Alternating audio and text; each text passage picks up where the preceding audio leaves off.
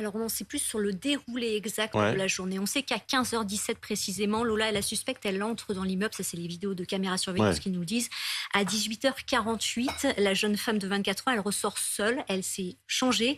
Elle ressort avec une malle et deux valises. À ce moment-là, Lola est déjà décédée. Son corps est dans la malle. Entre 16h48 et 18h05, la suspecte, elle se retrouve dans la rue. On sait qu'elle va parler à un homme, qu'elle va lui demander de l'aider à transporter la malle. Elle lui dit d'abord qu'elle a des choses à vendre. L'homme se montre intéressé, mais il se rend compte qu'à l'intérieur de la malle, il y a potentiellement un corps.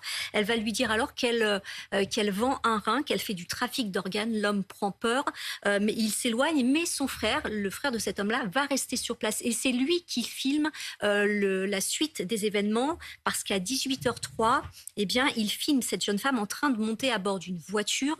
Le conducteur de cette voiture, c'est une connaissance de la suspecte.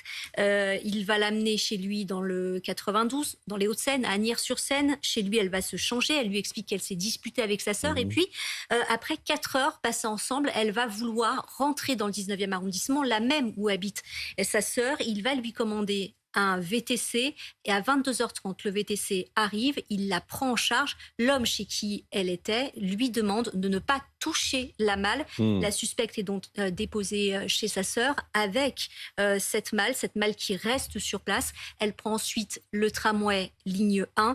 À 1h du matin, elle est prise en charge à ce tramway par une autre connaissance qui l'a conduit à Bois-Colombes et elle est interpellée donc à 7h40 le lendemain par les policiers. Il y a encore beaucoup de questions, hein, donc sur ce parcours, très chargé, très varié en effet, jusqu'à son interpellation. Merci beaucoup, Mélanie Vecchio.